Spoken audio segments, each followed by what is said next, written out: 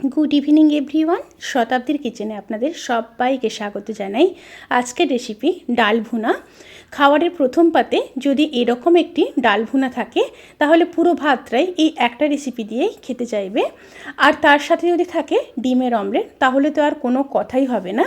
এই একটা পদ দিয়েই পুরো প্লেট খালি হয়ে যাবে, এই গ্যারান্টি আমি দিতে পারি। তাহলে চলুন শুরু করা যাক আজকের এই সহজ এবং সুস্বাদু রেসিপি।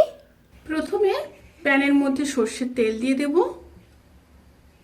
তেলের মধ্যে দিয়ে দেব দুটো শুকনো লঙ্কা, দুটো তেজপাতা, আর দিয়ে দেব হাফ চামচ গোটা জিরে। একটু নেড়ে নেব।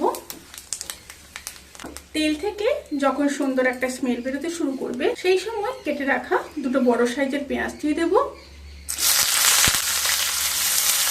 পেঁয়াজটা হালকা ভেজে নেব।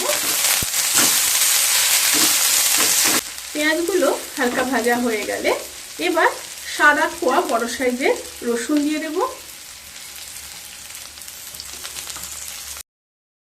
পেঁয়াজ আর রসুন খুব ভালোভাবে ভেজে নেব।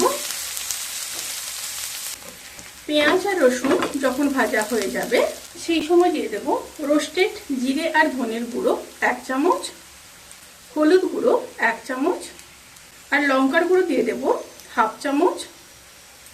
অল্প জল দিয়ে দেব।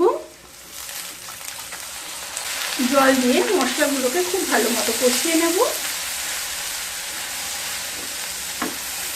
মশলাগুলোকে খুব ভালোভাবে কষিয়ে নিয়ে তারপর ফিরে আসছি। মশলাগুলো যখন খুব ভালোভাবে কষানো হয়ে যাবে তখন ভিজিয়ে ছেঁকে রাখা 200 গ্রাম মসুর ডাল দিয়ে দেব। এই রেসিপিটি কিন্তু আপনারা মসুর ডালে করার চেষ্টা করবেন, মসুর ডালে করলে বেশি সুস্বাদু হয়। মশলার সাথে ডালগুলোকে খুব ভালো মতো মিশিয়ে নেব। মিশিয়ে নিয়ে ডালগুলোকে 5 থেকে 7 মিনিট লো টু মিডিয়াম স্টিমে ভালো মতো কষিয়ে নিতে হবে।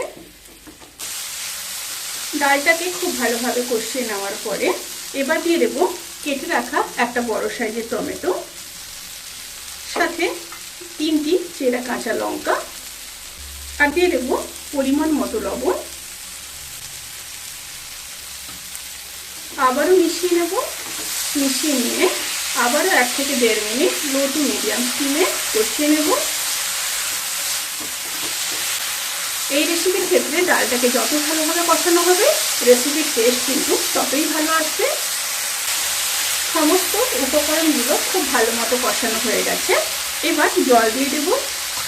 আমি এখানে 200 গ্রাম মসুর ডাল নিয়েছি, তাই আমি 400 ml জল দিয়ে দিলাম। জল দিয়ে আবারও মিশিয়ে নেব।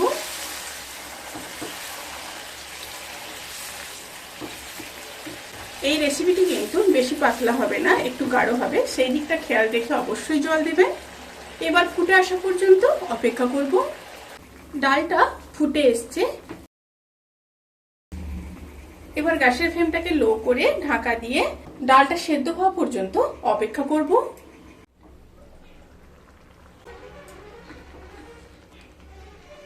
ডাল ভুনা কিন্তু পারফেক্টলি ডান।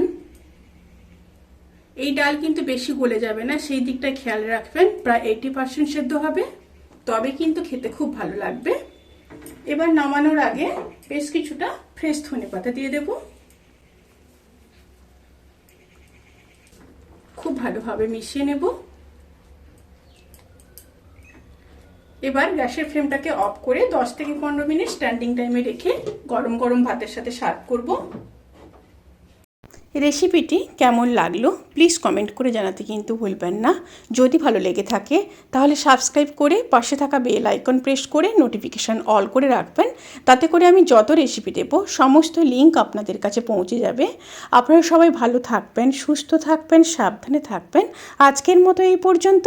পরের ভিডিওর জন্য অপেক্ষা করুন। টাটা।